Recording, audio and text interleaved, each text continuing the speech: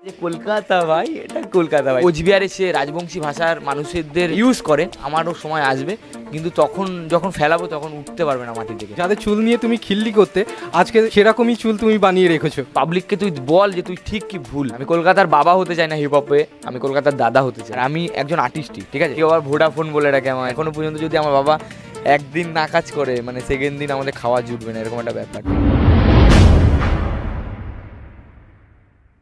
ট্রেনে হকারি করা থেকে সোশ্যাল মিডিয়া একটা জনপ্রিয় মুখ হওয়া পর্যন্ত তোমার জীবনীটা যদি ছোট করে আমাদের দর্শক বন্ধুদের বলো। দেখো, আমি তোমাকে একটা জিনিস বলি, এই যে ট্রেনের হকারির যে ব্যাপারটা রয়েছে না, এই ব্যাপারটা হচ্ছে আমি ট্রেনে হকারি মানে কিছু সময় করতাম। দেখো, কাজ সব রকম করেছি, ট্রেনে 1-2 দিন হয়তো হকারি করেছি, বাট বেশি দিন করিনি, বাট ওটা নিউজ মিডিয়া একটু বাড়িয়ে বলে, হ্যাঁ। বাট আমি বেশিরভাগ কাজ করতাম যেটা ক্যাটারিং করতাম, ঠিক আছে। ছোটো ছোটো যে কোনো কাজ, মানে বাবার সাথে কাঠের কাজে যেতাম, গেঞ্জির কারখানায় কাজ করেছি, গাড়ি ফাড়ি বানায় বা ওইগুলোর কাজ করেছি। আমি মিডিল ক্লাস ফ্যামিলিও না, আমি একদম মানে গরিব ফ্যামিলি, মানে এখনও পর্যন্ত যদি আমার বাবা একদিন না কাজ করে মানে সেকেন্ড দিন আমাদের খাওয়া জুটবে না, এরকম একটা ব্যাপার। এটাকে মিডিল ক্লাস মানে তার কাছে টাকা আছে, বাট আমার বাড়িতে ওই জিনিসটা ছিল না। এগুলো তোমাকে ভাববে হয়তো সিম্পাথি দেখাচ্ছি বা এরকম কিছু দেখাচ্ছি, বাট এগুলো কিছুই না, মানে এইটা লাইফের দরকার, ঠিক আছে। তুমি যদি লাইফে খারাপ জিনিস না দেখো তাহলে ভালো জিনিস আসবে না।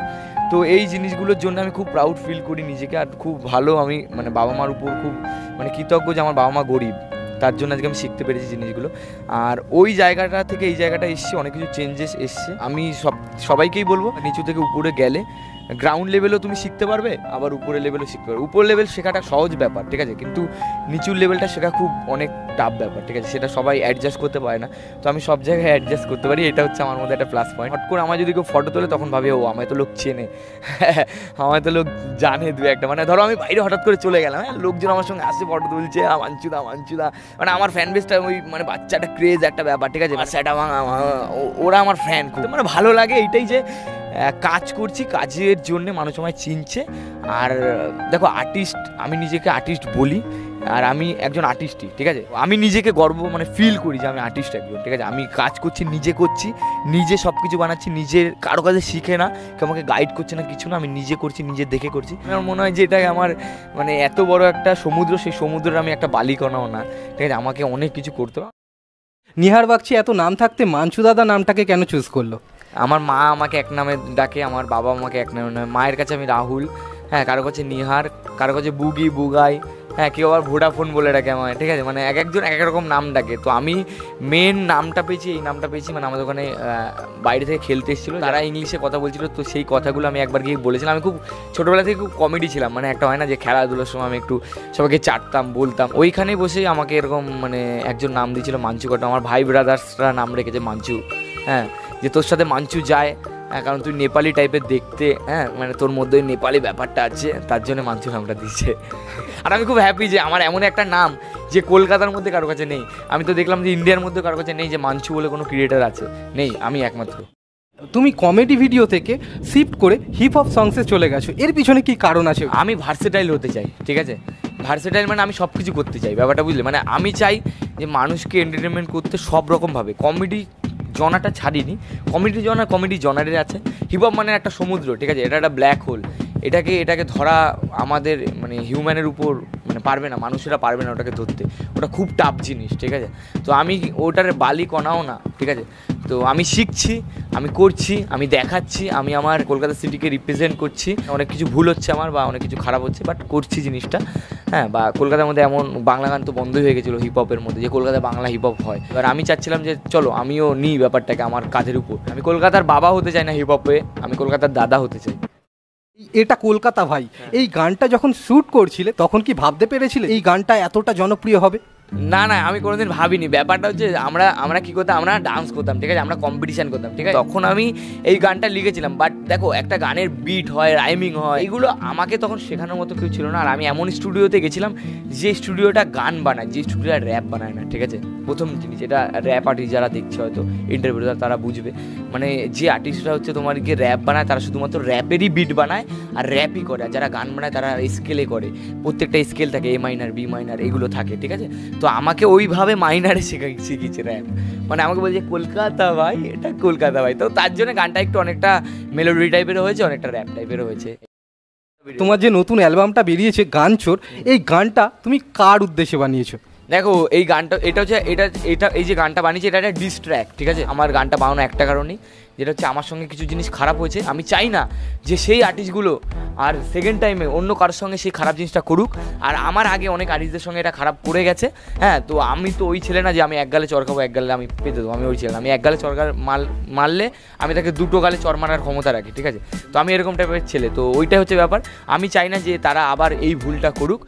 কোচবিহারের একজন ক্রিয়েটার তোমার উদ্দেশ্যেই বলেছেন কন্ট্রোভার্সি করতে হলে ব্র্যান্ডেড মানুষের সাথে করুন, কোনো আলাও বালাওয়ের সাথে নয়। তুই কান্না করলেও তোর সাথে কন্ট্রোভার্সি করব না। নিজেকে ভালো তুই নিজেই বলিস, শুধু মানুষ বলে না, তাই তোকে নিয়ে ভাবনা আসে না। The end. এই ব্যাপারে তুমি কি বলতে চাও? দেখো আমি তোমার একটা জিনিস বলছি, কিছু মনে করো না, ঠিক আছে। মানে আমি কি র্যাপের মাধ্যমে বোঝাবো তাকে? আমি বলছি যখন তার ডিম ফোটেনি, হ্যাঁ, যখন সে ডিম দিয়েছে তখন আমি তোমার গিয়ে উড়েছি আকাশে, ঠিক আছে। যখন সে মানুষ দেখেনি তখন আমি মানুষের মধ্যেখান থেকে আমাকে বের করতে পারিনি, ঠিক আছে। আমি কোনোদিন নিজেকে বলি না যে আমি ব্র্যান্ডেড। কোনো কারোর আজ পর্যন্ত বলতে পারবো না যে মাঞ্চু কারোর নাম ভাঙিয়ে খেয়েছে বা মাঞ্চু কারোর হেল্প করেনি, ঠিক আছে। আজকে যাদের হেল্প করেছি তাদের কাছেও আমি খারাপ, যাদেরকে আমি ভালোবেসেছি তাদের কাছেও আমি খারাপ। না, আমি নিজেকে ব্র্যান্ডেড বলি না, আসলে তার ম্যাচুরিটি আসেনি সেই জিনিসটা। আর আমি কন্ট্রোভার্সি করতে চাই না, এটা আমি ওকে ডিস্ট্র্যাক্টটা রিপ্লাই করতে চেয়েছি যে পাবলিককে তুই বল যে তুই ঠিক কি ভুল, ঠিক আছে। যে আমার গানের নাম দিয়ে 2 মিনিট পর আমার গানের নাম কেটে দেওয়া, হ্যাঁ, সেসব প্রুফ তো আমার কাছে আছে, হ্যাঁ। তারপরে আমাকে 1 লাখ টাকা দিয়েছে, মানে অফার করেছে যে গানটা আমাকে বিক্রি করো, হ্যাঁ। সেইখানে আমি গান বেচিনি। আমার টাকা পয়সাতে মানুষ যখন মানে বিক্রি হচ্ছে না, তখন কারোর একজনের মতলবে যে ক্ষতি করার চেষ্টা করছে, সেই ক্ষতিগুলো আমার মনে হয় যে আমার সঙ্গে করা উচিত না। এখন তার একটু সময় যাচ্ছে, আমারও সময় আসবে, কিন্তু তখন যখন ফেলাবো তখন উঠতে পারবে না মাটি থেকে, ঠিক আছে। কিন্তু আমি চাই না ফেলাতে, আমি চাই কাজে জবাব দিতে। আর সব থেকে ইম্পর্টেন্ট জিনিস, সে যে গেমটা খেলে, সে যে সিম্পাথির গেমটা খেলে, হ্যাঁ, যে কোচবিহারে সে রাজবংশী ভাষার মানুষদের ইউজ করে। আমি রাজবংশী ভাষার মানুষদের বলতে যাচ্ছি, যদি সে তোমাদের ভালোই বাসতো, যদি রাজবংশীকে ভালোই বাসতো, তাহলে সে রাজবংশী ভাষায় কাজ করতো আর রাজবংশী ভাষাকে রিপ্রেজেন্ট করতো। আমি কলকাতার ছেলে, আমি বাংলা, আমাদের কলকাতায় বাংলা চলে, হিন্দি চলে, প্রত্যেকটা জিনিস চলে। আমার প্রত্যেকটা গানে বাংলা লাইন আছে, আর আমি চাই যে আমি হিন্দি কাজ করলেও বাংলা লাইন একটা দেবো, ঠিক আছে। আর আমি কলকাতাকে রিপ্রেজেন্ট করবো, এটা হচ্ছে আমার দম। এই কপি করে কত দূর ওঠা যায় মাঞ্চু? দেখো আমি তোমাকে একটা কথা বলছি, ধরো তোমার একটা কন্টেন্ট চলছে 1 মিলিয়নে, ঠিক আছে। আমি যদি সেখানে কপি করি আমার 6 লাখ ভিউজ আসবে। এই শেয়ার মার্কেটের মতো, ধরো হট করে উঠলো, পড়ে গেল, ঠিক আছে। আর যখন পড়বে তখন উঠতে পারবে না, ঠিক আছে। আর আমি হচ্ছে ওর মায় উঠতে চাই না, আমি এই উঠতে চাই, মানে আমি পড়বো উঠবো এইভাবে উঠবো। যাদের চুল নিয়ে তুমি খিল্লি করতে, আজকে সেরকমই চুল তুমি বানিয়ে রেখেছো, এর পিছনে কি কারণ? দেখো আমি কোনোদিন আমার ভিডিওতে খিল্লি চুল নিয়ে করিনি। প্রথম কথা, আমি আমার কোনো ভিডিওতে আমি জানি না তুমি দেখাতে পারবে কিনা চুল নিয়ে আমি খিল্লি করেছি, কারণ আমার চুল ছোটোবেলা থেকে লাল 2 সাইডে ছিল, হ্যাঁ। আমি চুল নিয়ে কিছু বলিনি, আমি মিউজিক অ্যালবাম স্টারদের রোস্ট করতাম, তো সেইখানে দেখো আমি তখন তো বুঝতাম না জিনিসগুলো, তো আমি কিছু পার্সোনাল জিনিসও আমার অ্যাটাক করতাম তাদের, সেটা আমার মনে হয় করা উচিত না, ঠিক আছে। তো আস্তে আস্তে বুঝলাম কমেডি জিনিসটা। তোমার কি বিদেশে বা বোম্বে বা যেসব হাই সিটিতে এইসব অত পাত্তা দেয় না। ধরো তুমি আমাদের এখানে আছো, আমার সোসাইটিতে আছো, আমাকে কেউ দেখেও না ঘুরে, এখানে ফ্যাক্টও না যে ভাই এটা কি, মানে ঠিক আছে ওর ব্যাপার, ওর লাইফ, ওই জিনিসটা। আমাকে মানুষ একটা কমেডি জনারে চিনেছে, আমাকে ভদ্রভাবে দেখেছে, হট করে চুলফুল দেখছে, এটা মানুষের মধ্যে একটা রয়েছে। কিন্তু এই মানুষগুলোই 6 মাস বা 1 বছর পর বলবে ভাই মাঞ্চু দাদা তখন ওই চুলটা করতো, ভাই এটা কে করেছিল তখন, ওর বুকে দম ছিল। হ্যালো ভাই, চেক। তো ইন্টারভিউটা কেমন লাগলো সবাই অবশ্যই কমেন্ট করো। আর তোমরা ভালো খারাপ যেটাই আমাকে বলবে সেটাই কমেন্টে বলবে যে আমি কি ঠিক ছিলাম বা ভুল ছিলাম। আর অবশ্যই ফন্ট অফ সোমনাথ চ্যানেলটাকে সাবস্ক্রাইব করো, আর দাদার পাশে থেকো, এরকম ইন্টারভিউ আরও আর্টিস্টদের কাছে দাদা দেবে। তো সবার সাথে দেখা হচ্ছে, লাস্ট সবাইকে স্যাটা ভাঙা ভালোবাসা।